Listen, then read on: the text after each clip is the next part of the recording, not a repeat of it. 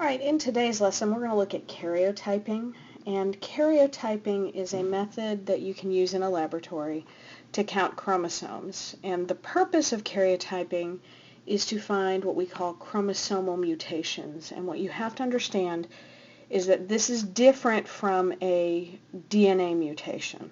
Okay, so you're used to looking at DNA mutations where you have a problem with the code on the DNA molecule. So you have a substitution where a base gets switched out, or you have a frame shift where a base is deleted or added. This isn't that kind of mutation. This is a mutation that affects the whole chromosome. There's some sort of problem either with the number of chromosomes or a problem with the chromosome shape. Sometimes a chromosome will be missing an arm, for example, or part of an arm. Sometimes an arm will be flipped upside down, things like that.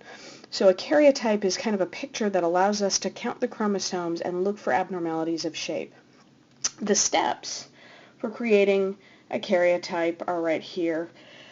And the steps are not that important, but we'll just kind of quickly run through them. First of all, you take cells and treat them with a chemical that stops the spindle fiber formation.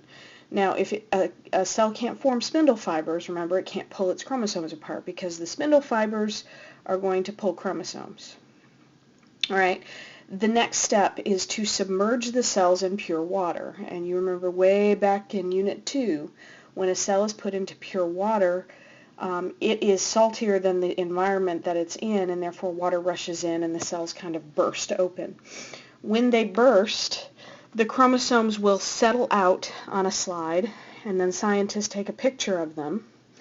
And I would imagine nowadays they do this digitally, so they'll take a digital image and then they'll put it into some software on a computer where they can arrange and organize the chromosomes that they're seeing so that you can line up homologous chromosomes and look at them, count them, and see if there's a problem with the shape.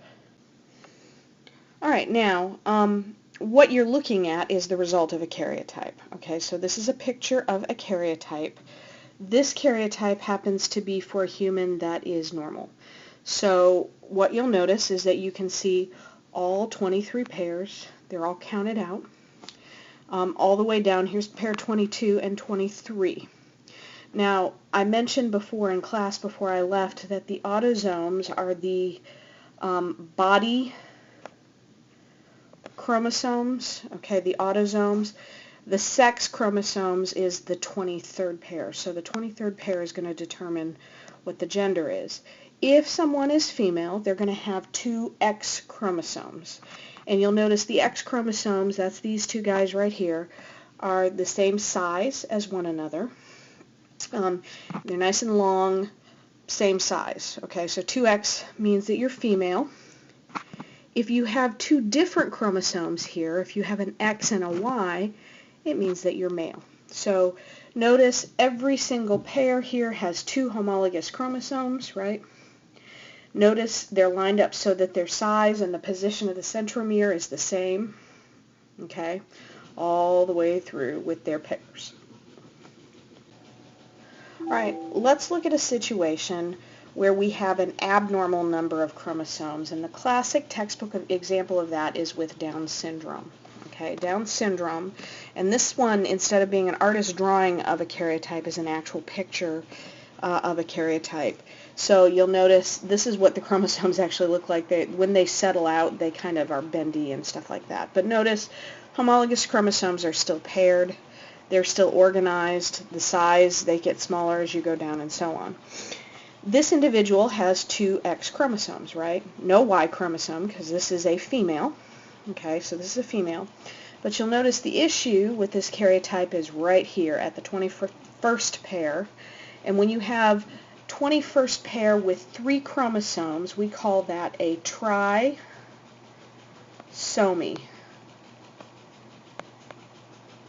A trisomy. Trisomy means you have 3 chromosomes in a pair. So where you should have 2 chromosomes, you've got 3. Okay? So this is trisomy 21. Trisomy 21 is Down syndrome. So that's going to produce somebody with the characteristics of Down syndrome, with the enlarged tongue, with the fat deposits around the face and eyes and so on. Somebody who might have some physical and mental slowness, stuff like that. That's what an extra chromosome can do. All right, this karyotype that you're looking at is also another picture of chromosomes. This one is of a different disorder. This is called Turner syndrome. Okay, Turner syndrome. This one is called a monosome, and it's a monosome because right here in the 23rd pair, instead of having 2 X chromosomes to make someone a female, this little girl is missing one of her chromosomes, and so she has Turner syndrome. And so that's what Turner is. When you have only one chromosome in a pair, we call that a monosome. This is going to have some effects on the individual. No, nothing long-lasting, or well, it'll be long-lasting throughout the life, but nothing that's going to impede her her mental or physical capabilities. These individuals sometimes have maybe a little bit more body hair. They can have webbed necks, things like that. But they might have more boyish shapes, delayed development, but sexual development. But other than that, this doesn't have the same kinds of effects that Down syndrome had. So it's a little bit of a different disorder. Another common trisomy that you would see in the sex chromosomes is called Klinefelter.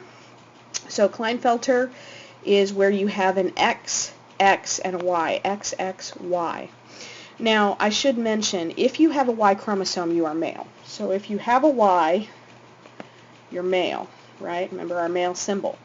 All right, so Y chromosome makes you male, but you do happen to have 2 X chromosomes as well. Okay, so again, this is going to have some effects. They're going to be mild effects on the individual.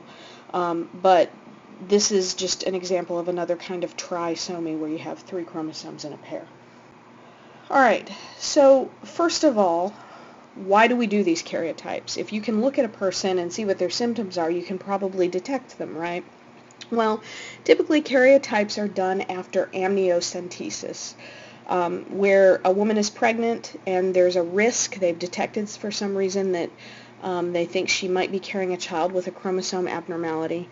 And they can take a needle and draw off some of the fluid that the baby is floating in, and that contains some fetal cells. And they'll build karyotypes using the DNA from those fetal cells. So this is a diagnostic tool that's generally used before someone's born. So let's talk about why this actually happens. When chromosomes split during meiosis, okay, splitting of chromosomes at anaphase is called disjunction. They disjoin. When the chromosomes fail to split, that's called non-disjunction. So let's say we're at anaphase 2, right, and here's a chromosome.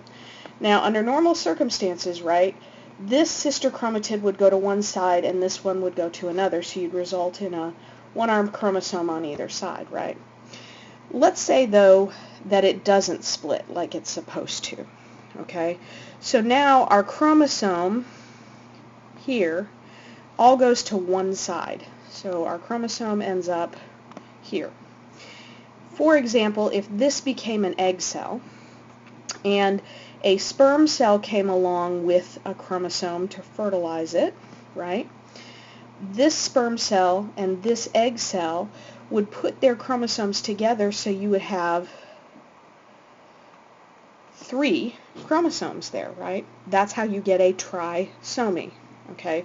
So trisomies happen if the egg that's fertilized is carrying 2 chromosomes.